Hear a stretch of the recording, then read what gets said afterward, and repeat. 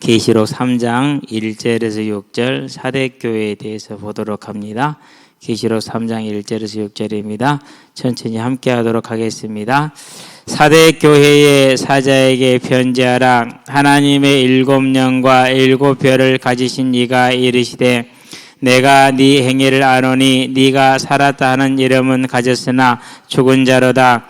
너는 일깨어 그 남은 바 죽게 된 것을 굳건하게 하라. 내 하나님 앞에 네 행위에 온전한 것을 찾지 못하였노니 그러므로 네가 어떻게 받았으며 어떻게 들었는지 생각하고 지켜 회개하라. 만일 일깨지 아니하면 내가 도둑같이 이르니 어느 때에 네게 이르는지 네가 알지 못하리라. 그러나 사대에 그 옷을 더럽히지 아니한 자 몇 명이 내게 있어 흰옷을 입고 나와 함께 다니리니 그들은 합당한 자인 연고라. 이기는 자는 이와 같이 흰옷을 입을 것이요 내가 그 이름을 생명책에서 결코 지우지 아니하고 그 이름을 내 아버지 앞과 그의 천사들 앞에서 시인하리라. 귀 있는 자는 성령이 교회들에게 하시는 말씀을 들을지어다. 아멘. 이제 7교회 중에 네 번째 교회 사대교회부터 시작해서 빌라델비아 교회, 그런 다음에 라오디게 교회, 이렇게 세 개가 남았죠. 지난주에 이제 버가모와 이제 두아디라 교회를 했는데 두아디라 좀 양이 많았어요. 특별하게 뭐 더 설명을 할까 싶었는데 그냥 넘어가도 될 것 같습니다. 그래서 넘어가도록 하겠습니다. 근데 두아디라 교회는 이 이세벨의 가르침 음라이죠. 그러니까 결국 버가모 교회하고 두아디라 교회가 같은 문제예요. 니골라당, 그런 다음에 발람, 그런 다음에 이세벨. 그 이세벨은 뭘 이렇게 섬기는 종교죠? 바알을 섬기는 종교잖아요. 발람도 마찬가지죠. 바알을 선지자로서 일을 했던 사람이기 때문에 무당이기 때문에 같은 거거든요. 결국 결론은 뭡니까? 결론은 이제 세상과 타협한 타락한 삶을 사느냐 안 사느냐의 문제. 에베소 교회는 그건 분별을 해냈어요. 자, 그건 분별을 해냈는데 뭘 잃어버렸을 대신에 사랑을 잃어버렸죠. 그런데 버가모 교회는 그걸 분별하지 못해서 그 발람의 가르침에 빠져서 결국 타락한 길을 갔어요. 그리고 두아디라 교회도 분별하지 못해서 이세벨의 가르침을 따라서 타락한 교회를 가죠. 서마나 교회는 그 모든 걸 다 떨치고 온전한 믿음과 사랑으로 행했던 그런 교회죠. 자, 이제 사대교회입니다. 유일하게 책망만 받는 교회입니다. 사대교회가. 그래서 오늘 자 보니까 1절에 사대교회의 사자에게 편지하라. 자, 여기서 사자를 천사로 보기도 하고 또 그 교회의 목사로 보기도 한다고 그랬죠. 사자에게 편지할 일은 없죠. 왜? 수신자는 교회잖아요. 그렇기 때문에 교회에 있는 성도들 또는 교회의 성도들을 책임지는 목사에게 보내는 것입니다. 7영과 7별을 가지시니 이렇게 얘기를 했어요. 자, 이제 우리가 7영과 7별을 자, 여기서 7이라는 것은 7개라는 것이 아니라 뭐 하다는 거예요? 완전하다라는 걸 말합니다. 충만하다는 걸 말합니다. 모든 것이 완전하고 충만합니다. 그래서 누구를 지칭한다고 그랬어요? 7영은 성령을 지칭하는 것입니다. 어디서 출발합니까? 스가랴서 4장에서 출발을 합니다. 그래서 스가랴 4장에서 이제 7등불이 나옵니다. 그리고 이 등불을 온 세상에 두루 다니는 여호와의 7눈이다라고도 표현을 합니다. 이렇게. 자, 그러고 나서 이제 이 7등불 사이에 누가 있습니까? 두 감람나무가 있죠. 자, 그림을 한번 그려볼게요. 자,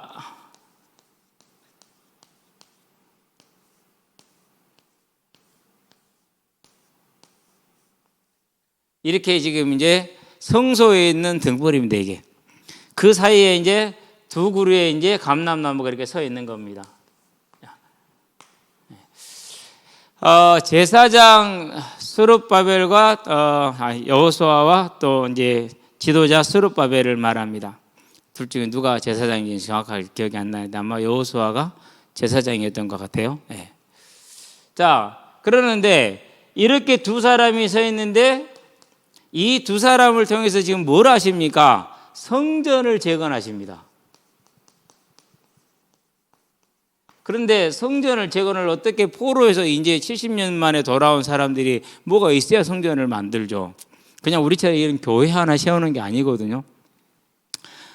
솔로몬이 국력을 동원해서 했던 것이 헤롯 왕은 40년 동안 성전을 지었어요. 이건 국책 사업이야. 그러니까 이 국책 사업을 포로에서 이제 돌아온 사람들이 어떻게 짓겠냐고 그렇죠.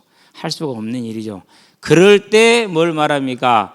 이제 힘으로도 못하고 능으로도 못한다. 그러나 오직 무엇으로? 나의 신으로 되느니라.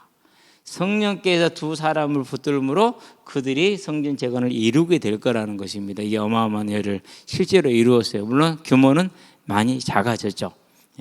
자, 그래서 7 등불 또는 온 세상에 들어다니는 하나님의 7 눈 또는 7 뭐라고도 합니까? 이제 뿔이라고도 합니다. 7 뿔. 어디다 써야 될까요? 여기다 쓸게요, 그냥. 뿔, 등불, 눈, 7령 이렇게 표현이 되고 있습니다. 다 누구를 지칭하는 겁니까? 성령을 지칭을 하는 것이죠. 그래서 사대 교회 사자에게 편지하라. 하나님의 7년과 7별을 가지신 자 이가 이르시되 1장 몇 절에서 이제 나옵니까? 이것은 7년과 7별에 대해서는 18절인가요? 몇 절이었죠? 1장에서도 나오죠. 예. 내가 어디다 적어놨지? 14절인가? 아닌데 1장 16절 16절에 보니까 이렇게 나옵니다. 이해를 하시고요. 16절에 같이 나오죠. 말하는데 가시신 이가 이르시되 내가 너의 행위를 아노니 그랬어요. 사대라는 지역 전체입니다. 어느 한 사람을 말하는 게 아닙니다. 네가 살았다 하는 이름을 가졌으나 뭐하는 자로다? 죽은 자로다 그랬어요. 살았다. 활동을 많이 합니다. 활동을. 이제 이 살았다는 것에 이제 활동을 많이들 하는데 그러면 이제 어떤 활동들을 말하는 것입니까? 예배나 참 이게 무서운 거예요. 그래요. 자, 우리 예배 잘 드리죠? 전도 활동 많이 하죠. 요즘 이렇게 현장에 있으면은요, 초등학생들을 데리고 와가지고 그 현장을 돌면서 막 이렇게 구호를 외치고 다녀요. 예수 믿으라는 그런 비슷한 그런 구호들을 외치고 다니고, 뭐 좋은 거죠. 아름다운 일이고. 그러나 또 어떤 분들은 계속 이렇게 몸이 명함 같은 그 전도제를 나누고 다니죠. 그래가지고 온 현장이 이제 저 명함으로 깔리는 이제 애들이 받으면 바로 버리니까 이제 참 안타깝긴 한데 하여튼 애쓰는 모습이죠. 하여튼 뭐 그러면서 또 저처럼 또 열심히 나가서 얘들 만나서 이제 공차나 뭐 이런 활동 이런 것들이 있죠. 전도 활동을 많이 해요. 선교도 많이 하죠. 이렇게 하고 하여튼 열심히 합니다. 봉사 뭐 등등등 바자회 같은 거 많이 하죠. 이런 것들 정말 많은 활동들을 해요. 살았다 하는 이름은 가졌어요. 이렇게 일들을 많이 지금 하는 것입니다. 그런데 뭐였습니까? 살았다 하나 이름을 가졌으나 싫은데 네가 뭐 이제 죽은 자다 이렇게 얘기를 했어요.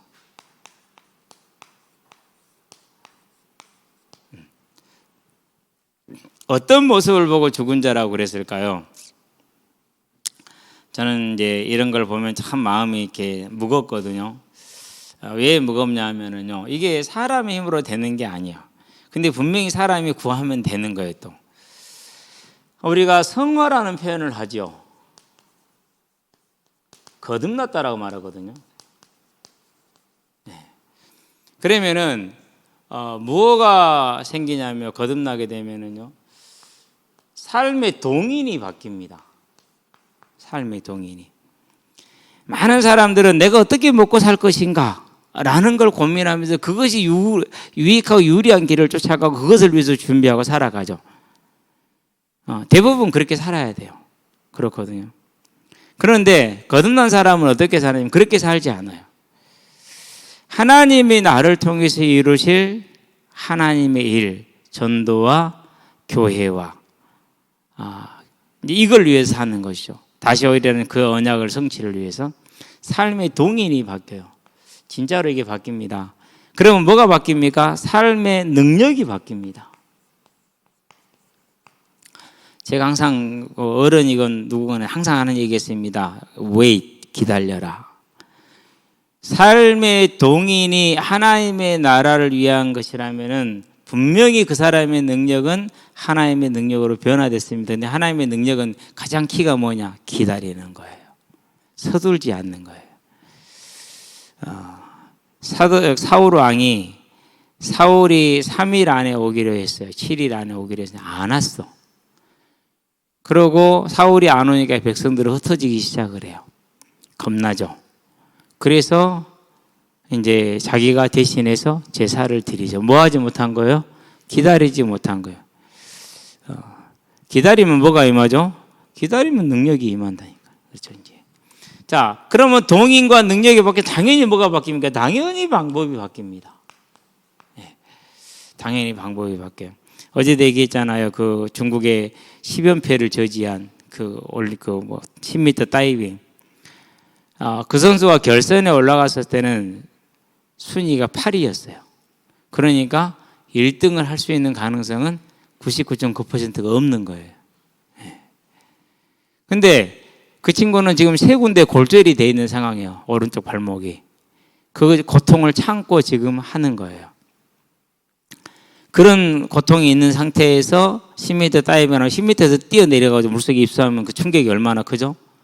장난 아닙니다, 진짜. 그죠? 그 상태에서 결선까지 오는 것도 기적이야. 근데 8위야, 지금. 그런데 중국 감독이 뭐라고 했냐. 다른 나라 사람은 우리 선수가 2명 출전하니까 동메달을 딱 가라. 이렇게 얘기했어요. 근데 그때까지도 1, 2위가 중국 선수들이 압도적이었어요. 압도적. 그런데 4회차인가? 이제 횟수를 하는데 이걸 합산해서 통계를 하잖아요. 점수를. 4회차에 입수를 하는데 퍼펙트 입수를 했어요. 진짜 물방울이 펑 튀길 정도로 입수를 한 거예요. 그게 불가능하죠. 그렇죠? 더군다나 지금 부상 중이잖아요. 근데 그 선수는 항상 올라갈 때마다 한 번도 빼놓지 않고 올라가서 무릎 꿇고 기도를 해요. 그런데 무릎 꿇고 기도한 결과가 8위였다니까요. 근데도 뭐 하는 거예요? 또 기도를 하는 거예요. 뭐가 다른 거죠? 그러니까 방법이 다른 거예요. 그때부터 역전이 시작이 되는 거예요. 중국 선수들이 흔들려 버려요. 중국 선수들이 그걸 보고 완벽한 입술을 보고 흔들리는 거죠. 이제. 근데 그 다음 회차에서도 또 완벽한 입술을 해요. 7회까지 퍼펙트 입술을 하죠. 이제 퍼펙트 이제 공연을 펼친 거죠. 이제 그래가지고 1.42점 차로. 그러니까 그야말로 우리로 100m로 말하면 0.01초 뭐 이 정도도 안 되는 차이로 우승을 하게 되죠. 그러고 이제 선수 생활을 40대가 넘을 때까지 유지를 했다라는 게 나는 그게 신기하더라고요. 근데요, 뭐가 다른 거요? 목적이 달라요. 동인이 다르죠. 누구에서 무엇을 위해서요? 하나님의 영광을 위한 삶, 하나님이 내게 준 재능을 키우는 삶. 그러니까 뭐가 다릅니까? 당연히 능력이 다르고 방법이 다른 것이죠. 그렇죠? 이게 뭐예요? 이제 요게 지금 이 사대교회에 없다라는 거예요. 이것이. 그러면은 이 많은 활동들이 다 뭐로 이루어지는 거죠? 사람의 방법으로 이루어지는 거예요. 사람의 전략으로 이루어지는 거예요. 그러는데 그 방법과 그 전략이 자기들이 한다라는 걸 알까요? 모를까요? 그걸 모르는 거예요. 그걸 몰라요. 제가 이제 교회를 처음 와가지고 가장 궁금했던 게 왜 그 활발했던 전도 운동이 성령의 능력으로 이루어졌던 전도 운동이 소멸되었을까? 성령이 스스로 멈추셨을까? 그럴 일은 없다. 왜 그럼 그게 멈췄을까? 진짜 고민이었거든요. 근데 어느 날 뭘 봤느냐? 그걸 본 거예요. 이리로 진행이 돼요. 방법으로 전환이 돼요. 방법으로. 그래가지고 그것을 정형화시키고요. 정형화된 것대로 사람을 훈련을 시키고 그렇게 하는 거예요. 이제 뭐가 사라지기 시작하죠? 성령의 역사가 사라지기 시작하죠. 그래서 느낀 게 그거예요. 그렇구나. 우리가 뭘 해내겠다라는 것 자체가 불신앙이구나. 하나님이 가라 하면은 가고 서라 하면 서는구나. 단체가 생기는 것 자체가 틀렸구나. 그래서 교회는요 없는 것 같아요. 그러는데 살아있어요. 이게 이제 대단한 거예요, 실은. 어쨌든 이게 이제 없는 겁니다. 성화되는 거, 거듭남이 없는 거예요. 자, 이러한 삶의 동인이나 삶의 능력이나 삶의 방법이 다 자기가 하는 거, 자기 힘으로 하는 거잖아요. 그렇죠? 그게 없는 거예요. 그러니까 어떻게 되면 삶의 모습이 어떻게 됩니까? 삶의 모습이 빛과 소금의 모습을 띌 수 있어요, 없어요? 없는 거예요. 없는 거. 예, 이런 모습들, 저와 여러분들이요, 우리의 모습일 가능성도 아주 높습니다. 항상 고민합니다. 항상 이제 살펴봅니다. 그렇게 되길 바랍니다. 자, 그래서 이제 오늘날로 치면은 구도자 중심적인 교회, 쉽게 말해서 불신자도 올 수 있는 예배 분위기를 만들어 주는 거예요. 불신자도 올 수 있는. 근데 그게요, 저변을 넓힌다라는, 접촉점을 넓힌다라는 긍정적인 부분은 분명히 있다라고 생각은 해볼 거예요. 해보는 거예요. 하는 게 아니고. 예. 그런데 교회는 그렇게 생기는 게 아니에요. 교회는 구원받은 자가, 하나님이 끌어오는 자가 들어오는 게 교회예요. 어떻게 그런 부분은 신천지가 더 잘해요. 차라리. 예. 거기는 뭐죠? 철저한 요건을 통과하지 않으면 예배를 못 드리게 하잖아요. 그러니까 통과할 때까지는 훈련만 받아야 돼요. 그래서 그 모든 걸 통과하면은 예배에 들어올 수 있는 뭘 줘요? 이제 아이디 번호를 줘요. 예. 어떻게 보면 그 사람들이 그런 부분은 더 철저하다고 볼 수 있어요. 두 번째 어떤 거냐? 목적이 이끄는 교회. 여러분 다 읽어보셨죠? 미국의 유명한 교회이잖아요. 이 목사님도 여러 번 소개했어요. 우리도. 목적이 이끄는 교회. 이 글은 지금 책은 언제 써진 것이냐면요, 전혀 우리와 상관없이 써진 책이에요. 그런데 희한해요. 정확하게 지적을 하고 있어요. 그죠? 마케팅 교회처럼 좋은 문화센터. 2000년대 초반에 교회 건축의 테마가 뭐였죠, 우리가? 문화센터였어요. 문화센터. 그래서 제가 장로님들한테 얘기했어요. 허지거리 하지 마라. 요즘 국가에서 SOC, 사회 간접 자본에 투자하는 돈이 얼마인 줄 아느냐. 국가 예산이. 국방비 예산과 막 먹는다. 그걸 어떻게 교회가 따라가냐. 구청에 가봐라. 구청 문화센터 가봐라.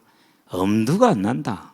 얼마나 잘해놓고 얼마나 사람들 잘 갖춰놓은지 아느냐. 택도 없는 소리 하지 마라. 꿈도 꾸지 마라. 그런데 이미 그게 선포가 됐어. 그러니까 진리야. 됐을까요? 안 됐어요. 못 따라가요. 그러는데 실제로 교회가, 이게 2000년대 초반에 우리 교단이 뭐 했던 거예요? 예, 정말 사명으로 쫓아갔던 거예요. 사명으로. 그런 열매 중에 하나가 WRC입니다. 어쨌든 그렇습니다. 그래서 좋은 건물, 넓은 주차장, 현대적 음악, 그리고 다양한 재미있는 프로그램 운영되는 주일학교 또는 뭐 문화센터, 이렇게 하는 이제 그런 것들을 말하는 것이죠. 그런데 많은 일은 하잖아요. 그런데 뭐가 없는 거예요? 이게 없는 거예요. 거듭난 자에 없는. 거기에 오는 사람들이 이게 가능합니까?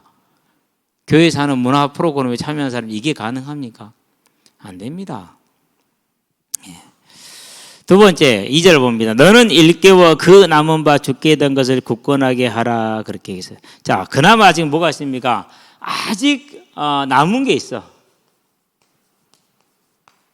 네, 남은 것이.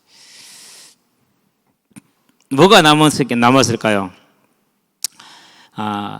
이런 활동 외에 처음에 들었던 이제 이 복음, 예수님의 고난과 부활에 대한 것은 이제 기본은 가지고 있다라는 것이 되겠죠. 그렇죠. 그게 없다라는 게 아니에요. 그게 있는데 방향이 엉뚱한 데로 가고, 당연히 방향을 잘못 들었기 때문에 삶의 변화, 생명의 열매가 나오지 않고 있는 것이죠. 그렇죠. 자, 아직은 다 죽지는 않았어요. 조금은 살아있어요. 그거라도 이제 뭐라 굳게 하라, 굳건히 잡으라라는 것입니다. 그러면서 하나님 앞에 너 행위에 온전한 것을 찾지 못하였노니, 다 모자란 겁니다. 그러니까 쉽게 말해서 어긋나 있는 겁니다. 하마르티아, 관역에서 벗어나죠. 그걸 죄라고 한다고 얘기를 했죠. 그러므로 네가 어떻게 받았으며 어떻게 들었는지 생각하고, 자, 어떻게 받았고 어떻게 들었겠어요? 힘들게 들었겠죠. 복음이 그때 당시에 절대 쉽게 전달된 게 아니기 때문에 처음 예수 믿을 때 쉽게 믿은 건 아니잖아요. 그렇죠. 생각하고, 자, 생각하고 지키어 회개하라 세 가지 명령을 하고 있죠. 다시 한번 곰곰이 돌아보라는 겁니다. 생각.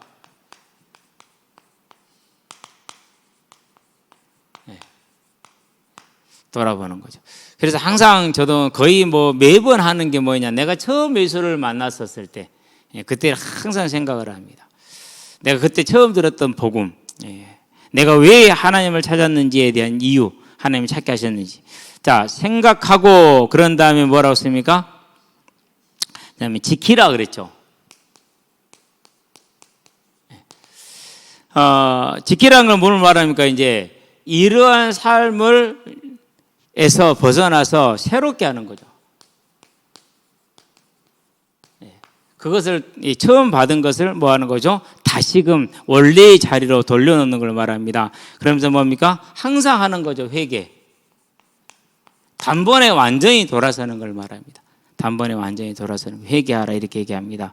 자, 만일 일깨지 아니하면 이렇게 하지 않으면은 내가 도둑같이 이르리니 어느 때에 내게 이르느니 네가 알지 못하리라. 이것은 마지막 말세를 말하는 게 아니라 현재적 심판을 말합니다.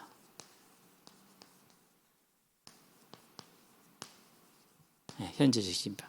항상 하나님은 현재적인 심판과 미래적 종말적 심판을 언제나 병행해 가십니다. 사람들이 그걸 잘 모르고 우리는 그걸 잘 알아야 돼요. 그래서 분명히 회개하지 않으면은 하나님께서 반드시 이르러서 뭐 하시겠다라는 거, 이제 거기에 합당한 징계를 내리겠다라는 것이죠. 자, 그러면서 말합니다. 사대에 그 옷을 더럽히지 아니한 자 몇 명이 내게 있어 흰옷을 입고 나와 함께 다니리니 그들은 합당한 자인 연고라 그랬어요. 자, 이러한 중에도 뭐가 있습니까? 이러한 중에도 온전한 믿음을 지키는 소수가 있습니다. 자, 여기서 이제 우리 한 가지 생각을 해야 돼요. 하나님이 이들만 남기셨을까요? 안 그러면 이들은 힘써 싸워서 지금 남은 것일까요? 힘써 싸워서 남는 거예요. 그러면 사대교회는 전부 다 하나님이 따로 구별된 백성이 맞죠? 그럼에도 불구하고 뭐 할 수 있다라는 거요? 타락할 수 있다라는 거. 그래서 우리가 이제 성도의 견인이라는 것은요, 뭐 하는 거? 굳게 견디어 싸울 때 하나님께서 그것을 붙들어 주시는 걸 말하는 것이죠. 싸우지 않고 룰루랄라 하는데 하기 싫다고 안 하고 부담된다고 안 하고 하고 싶다고 하고 그런다고 그게 복음이 아니라는 거예요. 그런데 복음을 그렇게 해석해 버리면 어떻게 되죠? 이제 그러면 그게 이제 이단이 되는 거예요. 그럼 이런 이제 심판 속에 들어가는 것이죠, 그렇죠? 저와 여러분들은 그들의 믿음의 소수가 뭐에 따라는 것입니까? 견인에 따라는 겁니다. 굳을 견자죠. 참을 인자에 굳게 견디어서 참았다라는 거예요. 그래서 그게 뭐가 되는 거고, 그래서 상급이 되는 것이죠. 안 그러면 상급이라는 개념이 필요가 없는 것이죠. 그렇죠? 그래서 구원 이후의 삶은 하나님과 함께하는 삶이다라는 겁니다. 저와 여러분들이 힘써 하나님을 섬기는데 노력하시게 되길 바랍니다. 거기에는 뭐가 따릅니까? 반드시 뭐가 따른다고요? 희생이 따라요. 좀 이따 이제 우리가 서머나 교회에서 보았죠. 그렇죠? 빌라델피아 교회에서도 보게 되고요. 서머나 교회를 향해서는 뭐라고 주님께서 말씀하셨습니까? 2장이죠. 네가 네 환난과 궁핍을 알거니와 그러잖아요. 왜 환난과 궁핍인가? 환난으로 인한 궁핍이에요. 그걸 희생이라고 그러죠. 복음 때문에 손해를 볼 수밖에 없다니까요. 자, 이제까지 내가 석공이었어. 그런데 대부분의 석재일은 어디서 해요? 우상신전이잖아요. 근데 그 일을 할 수 있어요, 없어요? 이제 못해. 내 석공 기술을 못 써. 그럼 뭐 하는 거죠? 이제 전문가에서 일용 잡부로 이제 전락이 되는 거예요. 하루에 일당 30만 원짜리가 일당 10만 원짜리로 내려가는 거예요. 일당 30만 원으로 받으면서 내가 남을 이렇게 가르쳐 지도하던 사람이 이제 내려가서 지시받는 그런 일당 잡부가 되는 거예요. 그러면은 어떻게 해요? 어쩔 수 없잖아요. 그렇죠? 내가 교사였어. 교수였고. 그런데 그때 당시에 교사와 교수는 주로 무슨 내용을 가르쳐요? 신화. 쉽게 말해서 귀신 이야기를 그것을 이제 가르치고 전하는 그런 일을 한다면. 근데 그 직업 할 수 있어요, 없어요? 그 직업 못해. 그럼 이제 교수였던 사람이, 교사였던 사람이 그 직업 뭐 하는 거, 이제? 그러면 이제 다른 일 하러 나가야지. 뭐 막노동이나 이런 걸 해야지, 이제. 그렇죠. 그게 꼭 잘못됐다는 건 아니지만은. 그걸 뭐요? 그러니까 환란으로 인한 공fik이 올 수밖에 없어요. 믿음을 지켜야 되니까. 안 그러면 뭐 누가 믿음을 못 지킵니까? 다 할 수 있죠. 그걸 타협이라고 그러니. 하는 것은 타협이야.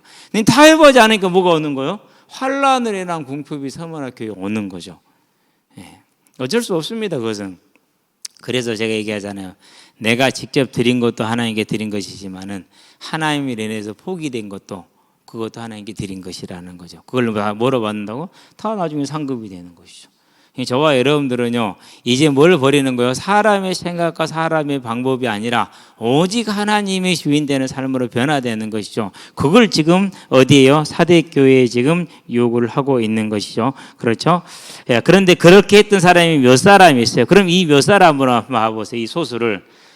의미 있어요. 상당히. 무슨 의미가 있느냐. 일단은 사회에서 뭐 하는 자입니까? 사회에서도 구별된 자이죠. 구별됐다는 말은 다른 말로 표현하면 뭐죠? 못 어울린다라는 거예요. 사회에서도. 그런데 어디서도 구별됐어요? 교회에서도 구별됐어요. 네. 그러니까 얼마나 이 사람들이 어려웠겠어요. 교회 안에서도 그들이 지키는 믿음은 무슨 믿음이에요? 주류가 아니에요. 소수예요. 근데 사회에서는 이미 격리되어 있어요. 교회에서도 격리되어 있어요. 그러면 그들이 겪는 어려움은 얼마나 크겠어요. 그렇죠. 그럼에도 불구하고 뭐 한 거예요? 그렇죠. 그래서 나와 함께 흰 옷을 입으리라. 지금 함께하고 영원한 천국에 함께할 거라는 거. 그래서 마가복음에 보면은 10장 29절 30절에 금세의 100배를 받고 내세의 영생을 얻지 못할 자가 없느니라 그러죠. 그럼 이제 100배에 대한 설명이 되죠. 내가 꼭 100배를 받아가지고 100배를 드린 것입니까? 안 그러면 내가 못 가진 것이 100배로 또 들어지는 겁니까? 그런 것이죠. 네, 이제 이런 것은 목회자들이 말하기 별로 싫어해요. 왜요? 여러분 별로 재미없잖아요. 그건 별로 재미없는 거거든요. 그러진 않겠죠. 설마 하니. 그렇죠? 자, 흰 옷은 항상 구원받은 자에게 입혀주는 하나님의 은혜의 옷이라는 거, 구원의 표식이라는 걸 기억하시게 되길 바랍니다. 그래서 흰 옷을 입고 다닌다, 구별된 삶, 성도로서의 삶을 지키고 있다라는 것을 여러분이 기억을 하면 되겠고요. 자, 그런 다음에 이제 5절을 볼까요? 합당한 자인 영혼이라 이기는 자는 이와 같이 흰 옷을 입을 것이요. 지금 그 흰 옷을 입은 자들처럼 입게 될 것이요. 내가 그의 이름을 생명책에서 결코 지우지 아니하고 그 이름을 내 아버지와 그의 천사들 앞에서 뭐하리라? 시인하리라.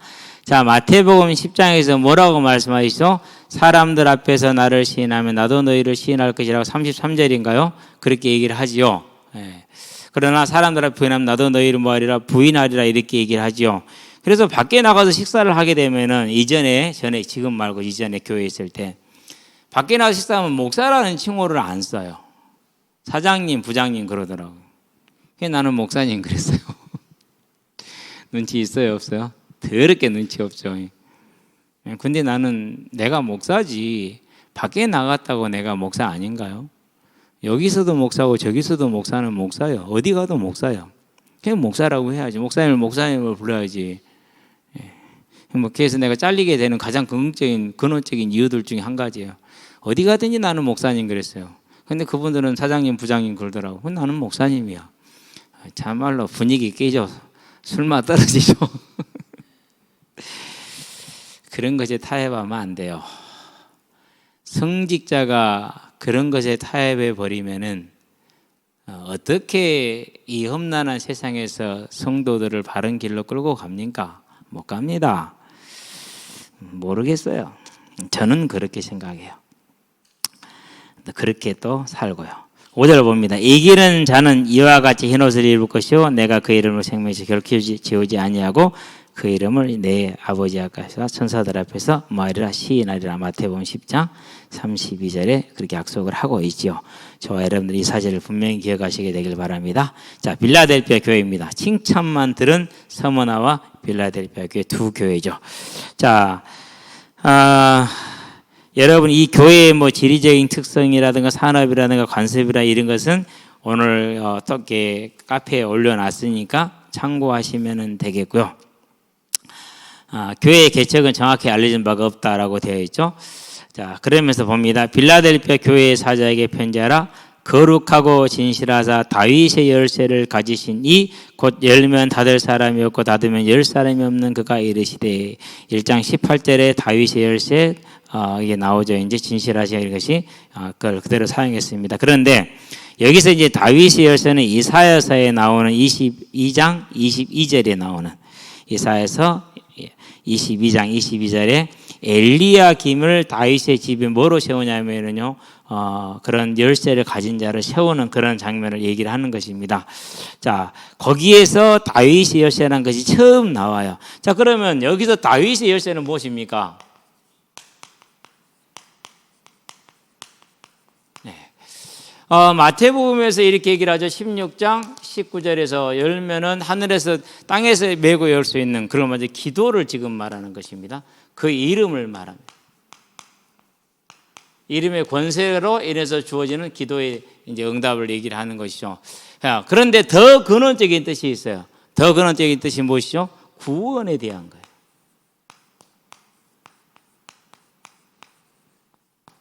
구원의 주권. 이 사람 내가 구원할 거야? 얘는 안 할 거야. 그리고 뭐 할 수 있어요? 없어요? 절대 말할 수가 없어요. 1,000원짜리 3장이 있어. 한 장은 내가 넣어주고 한 장은 내가 한 장은 버리고. 1,000원짜리 뭐라 해요? 못해요. 못하는 거예요. 진흙이 한 덩어리 여러 큰 덩어리가 있어요. 이걸로는 내가 밥그릇을 만들고 이걸로 내가 보배알을 만들고 이것은 개밥그릇 만들고 개밥그릇 만드는 진흙이 나는 왜 개밥그릇이 할 수 있어요? 없어요? 그게 창조주와 피조물의 차이예요. 그래서 다윗의 열쇠를 가졌다라는 것은 이거예요. 구원의 주권이죠. 자, 여기서 우리가 이제 여기에 직접 연관된 건 아니지만은 오늘날 시대의 조류에서 진짜 위험한 게 있어요. 오은영 박사님의 우리 아이가 달라졌어요. 금동이. 재밌죠? 보면은. 금쪽이. 요즘 이렇게 그 초등학생 농담이 그래요. 어이, 금쪽이 그래요. 문제 있는 놈이라는 거. 문제아라는 소리죠. 그러니까. 보면은 막 그 애들이 진짜 형들이 바뀌어지잖아요. 항상 얘기하죠. 무슨 변화라고요? 예. 감옥이 방이 여러 개가 있는데 이 방에서 저 방으로 옮긴 거라니까요. 그 감옥을 나와야 돼. 그런데 우리는 모든 사람과 일과 사건을 어떻게 이해하죠? 그렇게 이해를 하는 거예요. 뭐가 빠져버리는 거예요? 이거 빠져요. 하나님의 주권이 빠져요. 가장 위험한 거예요. 그걸 복음주의라고 그래요. 복음주의라고. 복음주의란 뭘 말하는 거냐면요. 일반 기독교의 정통 교리를 부인하지 않아요. 이건 부인하지 않아요. 그러는데 무시해요. 그러고 뭐를 대체를 해요? 학문으로 대체를 해요. 사람의 생각으로 대체를 해요. 근데 오늘날 그렇게 안 한 교회 얼마나 되죠? 그죠? 예. 그러니까 이제 우리가 큰 실수를 범하게 되는 거예요. 그런데 다윗의 열쇠는 누구한테 있어요? 하나님께서. 내가 이 사람 과거 치료해 주면 그 사람 구원 받습니까? 중요해요. 제가 의학과 이런 것들을 부인하는 게 아니에요. 부인하는 게 아니야. 우리는 언제나 모든 걸 바라볼 때 이걸 봐야 돼요. 그래야 내가 환난 가운데 있어요. 뭐 할 수 있어요? 이길 수 있어요. 왜 이길 수 있죠? 내가 이기는 게 버티는 게 아니잖아요. 내가 그를 부른 게 아니라 그분이 나를 불렀기 때문에 그게 싸움의 시발이에요. 자, 내가 많은 어려움 가운데 있어요. 내 내적인 어려움 가운데 있어요. 그런데 이 내적인 어려움 가운데 있는 나를 누가 부르신 거예요? 하나님이 부른 거예요. 그러니까 이런 어려운 가운데 있으나 나는 구원받은 백성이 맞아요? 안 맞아요? 맞는 거예요. 여기에서 어마어마한 차이가 나는 거예요. 여기에서. 저와 여러분들이 이 사실을 분명하게 해야 돼요. 그래서 다윗의 열쇠라는 것은요, 오늘날 우리가 가장 잃어버리기 쉬운 그런 믿음의 내용일 수 있다는 것이죠. 우리는 반드시 기억하시게 되길 바랍니다. 그래서 이건 또 이슬람들이 잘해. 뭐라 그러죠? 인샬라. 다 알라의 뜻이야. 그러니까 좋은 일이든 나쁜 일이든 그냥 뭐 하는 거예요? 그건 그렇게 그냥 받아들이는 거예요. 그래서 상당히 좋은 자세라고 생각이 돼요. 상당히 좋은 자세라고. 그래서 어떤 교회에 와서 여러 가지 것을 많은 걸 보면서 왜 저러지 하는 게 정말로 많거든요. 그건 감사하긴 해요. 늦게 와서 거기에 앉아져 있다라는 것 자체가 좀 감사하긴 한데, 어쨌든 다윗의 열쇠는 이사야서 22장 15절에서 25절의 내용을 읽어보시게 되길 바랍니다. 자, 그러는데 이 다윗의 열쇠를 누가 가졌다고 말합니까? 이제 예수님이 가지고 계신다, 이렇게 지금 얘기를 하고 있죠. 상당히 중요한 부분입니다. 왜 중요한 부분이냐면요. 자, 유대인들은 자기들이 그걸 가지고 있다고 생각을 했어요. 즉 우리만 구원받는다라는 것이죠. 근데 그게 누구한테 가버린 거예요? 메시아에게 있다라고 얘기를 했어요. 그렇다는 얘기는 무슨 말입니까? 그분의 뜻에 따라서 구원받을 자가 결정된다라는 거거든요. 선민 사상을 깨뜨리는 중요한 도구가 됐어요. 또 한편으로는. 자, 그러면은 이스라엘 백성들의 그 선민 사상은 깨기가 어려워요. 정말로 어려워요. 마치 뭐처럼요? 신천지에 있는 사람들한테 이만희가 틀렸다라는 것을 증거해줘도 그것이 안 바뀌는 것처럼. 바뀔까요? 안 바뀔까요? 절대 안 바뀌어요. 못 바꿔요. 그래서 한 사람의 가르침을 따르는 것 자체가 뭐 하는 거예요? 그렇게 위험한 거예요. 그 사람 틀리면 다 틀려지거든요. 그럼 사단이 어떻게 하는 게 쉽겠어요? 그게 쉬운 거예요. 그러니까. 그렇죠? 자, 이렇게 나갑니다. 다윗 시절에 가시니 곧 열면 닫을 사람이 없고 닫으면 열 사람이 없는. 보세요. 하나님 완전한 주권을 설명을 하고 있잖아요. 그렇죠? 그러면서 8절에 보니까 볼지어다 내가 네 앞에 열린 문을 두었으되 능히 닫을 사람이 없다 그랬어요. 서머나 교회에 뭘 허락해 놓으신 거예요? 완전한 구원의 은혜를 허락해 놓았죠. 능히 닫을 사람이 있다 없다? 없죠. 이 말은 뭐다 같은 것이죠. 이제 마태복음 16장 18절 내가 이 반석 위에 내 교회를 세우리니 음부의 권세가 이기지 못하리라 라고 한 말이 그 말입니다. 내가 너의 행위를 아노니 네가 작은 능력을 가지고서도 내 말을 지키며 내 이름을 배반하지 아니하였도다. 작은 능력이라 그랬어요. 네. 그러면 이제 이걸 어떻게 봐야 됩니까? 작은 능력이라는 것은 다른 말로 표현하면은 믿음의 삶에 있어서 그들이 가진 것이 없다라고 봐도 돼요. 부유하지 않아요. 당연하겠죠? 부유하기가 어렵죠. 그렇죠? 부유하기 어려워요. 작은 능력이다. 자, 그러면서 또 사회적으로 신분이 뭐예요? 낮아요. 가진 것도 없죠. 신분도 낮죠. 이런 사람들이 지금 교회에 빌라델피아 교회에 지금 모여 있는 겁니다. 그래서 작은 능력이다 이렇게 얘기를 했어요. 예수를 믿었는데 뭐가 안 나타나는 거예요? 막 최고가 되고 막 성공하고 이런 게 안 나타난 거예요. 그리고 여전히 이전에 가난했던 것처럼 지금도 가난하고 이전에 낮은 신분이었던 것들은 지금도 낮은 신분에 그대로 있는 거예요. 그러나 뭐 한 거예요? 그러한 중에서도 뭘 했다고 말합니까? 그러한 중에서도 내 말을 지키며 내 이름을 배반하지 아니하였도다. 자, 그러면 이러한 중에 주의 말을 지킨다는 것은 고난이 따라온 것이죠. 그렇죠? 가난한 사람이 더 가난해집니다.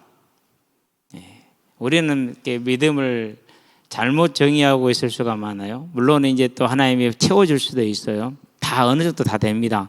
그러는데 빌라델피아 교회 같은 그런 거예요. 가난한 사람이 더 가난해졌어요. 천한 사람이 더 천해졌어요. 그럼에도 불구하고 뭐 한 거예요? 말씀에 순종한 거예요. 다른 말로 표현하면은 믿음을 끝까지 지킨 거죠. 믿음을 고수한 거예요.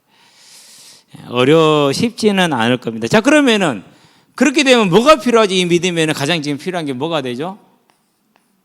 인내가 필요하겠죠. 그러기 위해서 뭐가 있어야 인내를 할 수 있어요? 소망이 있어야 인내할 수 있는 거죠. 오늘날 이런 설교하면은 별로 인기 없습니다. 그래도 이게 성경입니다. 저와 여러분들은 그 길을 가게 되기를 바랍니다. 자, 그러면서 그럼 왜 그러느냐? 항상 얘기하지만은 유대인들은 메시아의 개념이 십자가라는 가장 천하고 악한 죄인이 달리는 십자가에 메시아가 달려 죽는다. 그런 메시아를 받아들일 수 있어요, 없어요? 없는 거예요. 유대인은 꺼리는 거예요. 그래서 유대인은 꺼리는 것이요, 헬라인은 미련한 것이라고 말하죠. 로마서 1장에서 복음을. 로마인들은 로마의 황제가 주가 되지 그 외에 다른 주가 있으면 돼요, 안 돼요? 그건 반역이에요. 그렇죠? 다른 이방인들은 언제나 육신을 악하다고 생각을 했어요. 이원론적인 생각을 가져요. 그런데 예수는 육신으로 왔죠? 그렇죠? 그리고 죽었죠? 다시 육신으로 부활을 했죠? 그러니까 전부 다 뭐만 한 거예요? 전부 다 악한 그런 자기만 취한 거예요. 그런 악한 것을 믿을 수 있어요, 없어요? 그건 믿을 수가 없는 거예요. 그러니까 그 사회에서 유대인에도 못 속합니다. 로마인에도 못 속합니다. 다른 이방 그룹에도 들어가지 못합니다. 우상은 섬기지 않습니다. 그렇기 때문에 이전에 하던 경제활동도 제대로 못합니다. 도움 받은 것도 못 받습니다. 어디 갈 곳이 없습니다. 그야말로 가난은 더 가난해지고 신분은 더 낮아질 수밖에 없는 그러한 예수 믿음으로 이런 곤란이 빌라델피아 지역에 왔다라는, 교회에 왔다라는 사실이에요. 오늘날 우리가 좀 이해하기 힘들 수 있죠. 그렇죠. 그런데도 불구하고 그들은 뭐였어요? 소망 중에서 믿음을 지켰어요. 무슨 소망이요? 구원의 소망, 부활의 소망을 잡았다라는 것이죠. 이게 아주 중요한 얘기가 되는 것입니다. 자, 9절 봅니다. 보라, 사단의 회당 곧 자칭 유대인이라 하나 그렇지 아니하고 거짓말하는 자들 중에서 몇을 너에게 주어 그들로 와서 네 앞에 발 앞에 절하게 하고 내가 너를 사랑하는 줄을 알게 하리라. 자, 사단의 회당 곧 유대인을 그렇게 불렀다라는 것을 우리가 뭐 말씀을 증거를 해버려서 괜찮은데, 이 내용은 이제 중요한 게 뭡니까? 몇을 너에게 준다라는 말이 무슨 말인가? 이게 이제 중요한 것이죠. 자, 그럼 왜 이제 특별히 유대인들을 지칭을 하게 되느냐? 이유가 있어요. 당시에 유대인들은 어떻게 하든지 간에 로마의 그런 핍박과 그 속국 속에서 살아나가기 위해서 대단히 로마와 잘 지내기를 원했어요. 로마와. 그래서 로마에 대단히 협력적이었고 심지어 황제 숭배를 드리러 갈 때도 어떻게 타협을 했다고요? 우리가 제사를 못하지만 매일 우리 회당에서 황제를 위해서 제사를 지내겠다. 이렇게 해서 타협을 봤어요. 이게 밖에서는 못하지만 우리끼리는 자기끼리 할 수 있겠다라는 거죠. 그러니까 바알과 아세라가 또 들어온 거죠. 그런 식으로. 이제 그렇게 해서 이제 로마로부터 많은 특혜를 얻고 있는데, 받고 있는 다른 민족들에 비해서 많은 특혜를 받고 있는데, 아니, 이제 별종들이 나왔단 말이에요. 무슨 별종들이 나왔어요? 황제를 주라고 시인하지 않아요. 로마의 가장 근간을 부인하는 거잖아요. 그렇죠. 그러면은 똑같이 지금 유대인이잖아. 그럼 똑같이 취급받을 수 있잖아요. 그럼 뭘 잃을 수 있어요? 우리가 지금 얻고 있는 뭘 잃을 수 있는 거죠? 그런 많은 혜택을 잃을 수 있잖아요. 그래서 유대인의 회당, 사단의 회를 언급한 거예요. 핍박을 많이 했어요. 그런 이유로 인해서 예수 믿는 자들을 자기들 안에서도. 그런 이유가 이제 배경이 그렇게 있는 것이죠. 자, 그런데 그들을 몇을 너에게 주겠다. 그 말은 무슨 말일까요? 그 말은 무슨 말이냐면요, 하나님께서 그들을 징계하시겠다라는 거예요.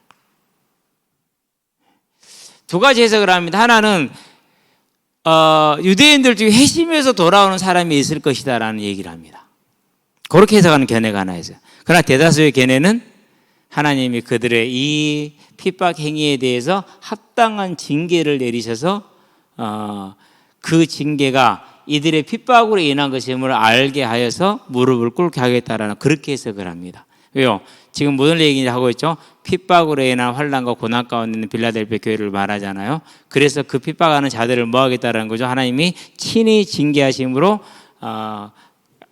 보여주겠다는 것이죠. 너희들을 사랑하고 지키고 있다는 걸 보여주겠다는 그런 뜻으로 해석을 합니다. 저도 그 지식에 동의를 하는 편입니다. 10절 봅니다. 네가 나의 인내의 말씀을 지켰은지 그랬어요. 자, 인내의 말씀 그랬어요.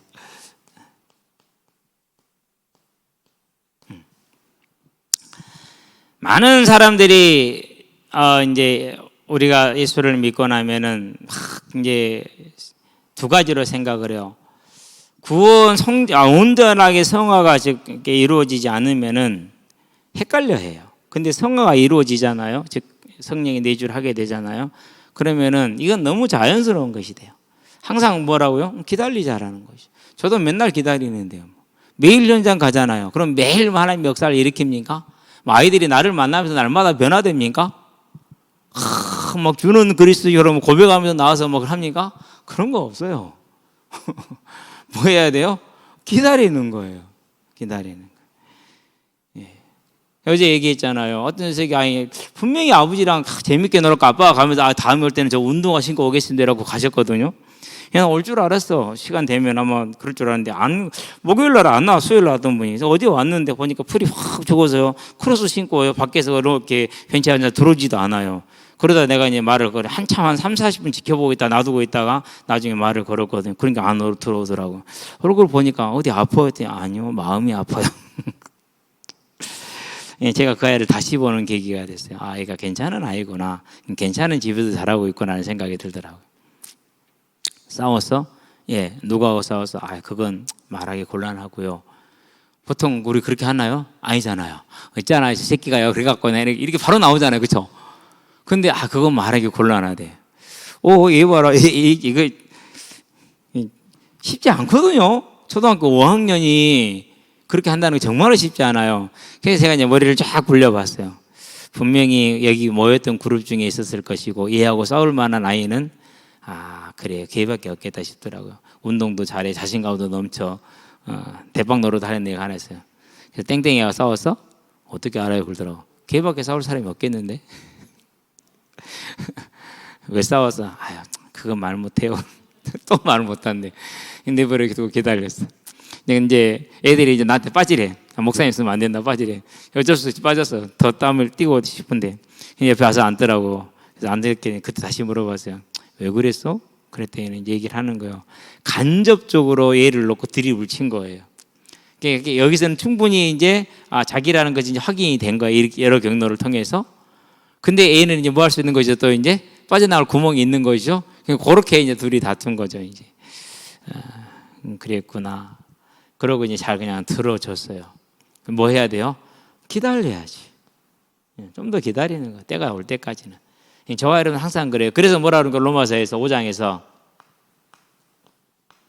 4절에서 5절에 환난은 연단을 연단은 인내는 뭘 이룬다? 소망을 이룬다. 그래서 인내는 중요한 것이죠. 우리 청년들도 얘기했었죠. 그렇죠? 자, 8장에서 말합니다. 뭐라고 그럽니까? 자, 피조물이 뭘 고대하고 있다고요? 하나님의 아들들이 나타나는 재림의 때를 간절히 기다리고 있잖아요. 그래서 우리도 어떻게 된다고요? 우리도 그와 같이 소망 중에서 기다리고 있다. 보이는 소망이 소망이 아니니 보이는 것을 누가 바라리요? 보이지 않는 것을 바라면 인내로서 참을 기다려야 할지 이렇게 얘기하잖아요.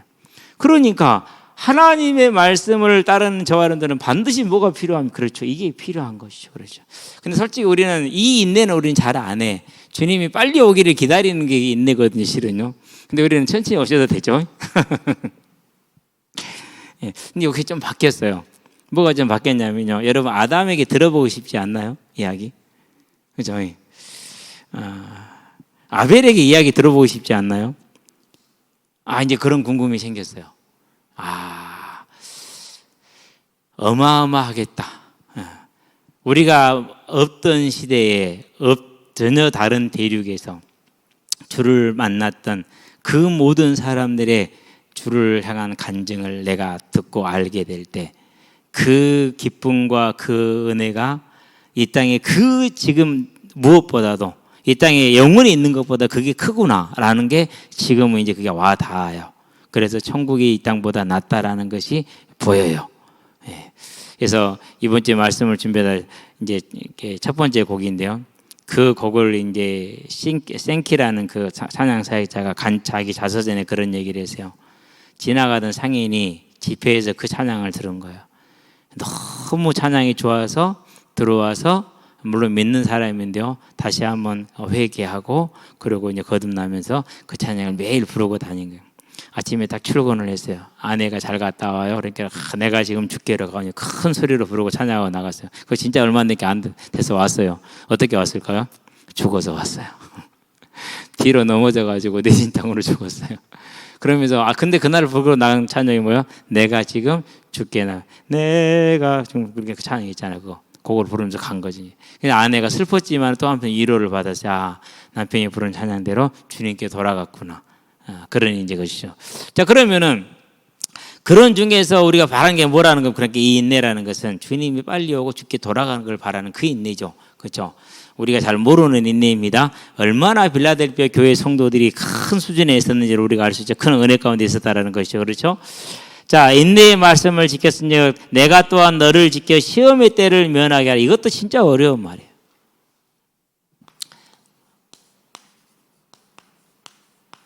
이 때를 면하게 한다 이렇게 얘기를 했거든요. 해석이 두 가지가 있어요. 시험의 때를 면하게 하리라. 테레소라는 단어예요. 테레소 에크예요. 에크는 밖으로라는 뜻이에요. 근데 이 에크를 밖으로 해석할 것이냐, 원못으로부터로 해석할 것이냐. 그러니까 이제 시험으로부터 벗어나게 할 것이냐, 시험 밖으로 나가게 할 것이냐, 이 차이죠. 이제. 예.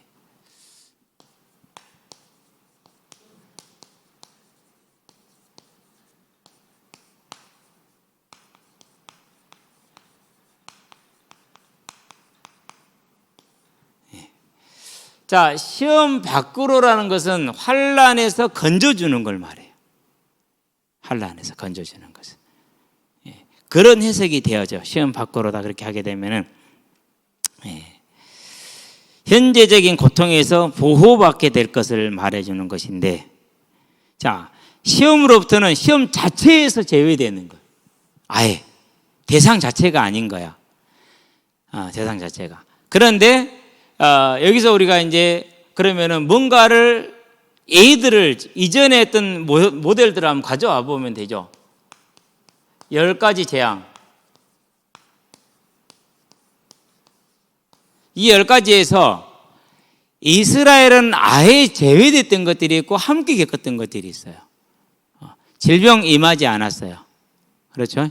예. 그리고 메뚜기 때나 이런 것들도 임하지 않았어요. 어둠에서도 임하지 않았어요. 그렇죠? 예. 그러나 물은 같이 없었어요. 물은 다 같이 피가 됐어요. 자, 그런데 대다수의 경우에 이스라엘 백성은 10가지 재앙에서 뭐였죠? 제외가 됐죠. 그렇죠? 아예 제외가 됐어요. 자, 그걸 우리가 예를 삼아서 본다면은 뭐라 보는 게 맞죠? 이렇게 보는 게 맞죠. 그렇죠? 그래서 요한계시록에서 나오는 모든 환난은 성도는 제외된 환난이고 세상을 향한 하나님의 심판이라는 사실입니다. 처음부터 그 얘기를 했었잖아요. 그래서 무엇으로 보는 거예요? 이 에크라는 단어를 뭐뭐로부터로 해석, 두 가지 다 해석이 가능하기 때문에 해석하는 해석이 맞다. 시험의 때 면하기라. 시험 자체에서 들어가지 않게 하시는 이제 이런 이제 보호를 지금 어디에 준 겁니까? 다 준 거 아니잖아요. 누구한테만 준 거죠? 빌라델피아 교회에만 줬어요. 하여튼 그렇게 됩니다. 시험의 때를 면하게 이는 장차 온 세상에 임하여 땅에 거하는 자들을 시험할 때는 더 확실하죠. 이제 여기서 땅에 거하는 자들은 뭐죠? 이제 불신자들을 말하는 표현이 되는 것입니다. 불신자들을. 자, 11절. 내가 속히 오르니 네가 가진 것을 굳게 잡아 아무도 네 멸관을 빼앗지 못하게 하라라고 얘기를 했습니다. 자, 속히 임하겠다라는 것은 뭡니까? 이제 오시면 좋죠. 그렇죠? 오셔서 심판도 하시고 우리에게는 복을 주실, 상급을 주실 것이니까 네가 잡은 멸류관을 굳게 잡아, 네가 가진 걸 굳게 잡아서 아무도 네 멸류관을 빼앗지 못하게 하라. 그 말은 무슨 말입니까? 지금도 영적인 전쟁 할 수만 있다면 믿는 자라도 뭐 할 것이라는 거죠? 믿으면서 떠나게 하려는 사단의 유혹이죠. 이사 일부러 이걸 써주는 거 잊어버리지 말라고. 할 수만 있다면은 믿는 자라도 믿으면서 떠나게 하려는 것이 그런 양식이 있죠. 그래서 베드로전서 뭐라고 그럽니까? 베드로전서 5장 8절에 근신하라 깨라 너희 대적 마귀가 우는 사자와 같이 삼킬 자를 찾는다. 그러니까 싸워서 너희의 멸류관을 빼앗지 못하게 하라. 이기는 자는 내 하나님 성전의 기둥이 되게 하리니 그랬어요. 이 빌라델피아 지역은 성전을 많이 지었어요. 우상의 성전을 많이 지었는데 그 성전을 지을 때 기부를 많이 하는 사람일수록 중앙에 있는 기둥에다가 이 기둥에다가 땡땡땡 홍길동 이렇게 이름을 써주는 거예요. 이름을. 그러니까 성전이 기둥이 하겠다는 말은 무슨 말이에요? 그런 그 지역의 풍습을 가지고 설명을 해주는 겁니다. 주님은 사복음서도 마찬가지지만 항상 뭐하죠? 그 자리에 있는 것을 많이 예화로 쓰죠. 제일 그걸 많이 풀어 쓴 게 누가복음이에요. 누가복음. 그래서 내가 부자가 천국에 들어가는 것이 낙타가 바늘기에 들어가면 어렵다 할 때 그때 우리가 복음 뭐죠? 그때 마치 그 비유를 할 때 누가 지나가죠? 낙타상이 지나가죠. 상인들이 지나가는 그걸 보고 그런 비유를 들어주고 그래요. 근데 이제 이런 비유를 썼다는 것입니다.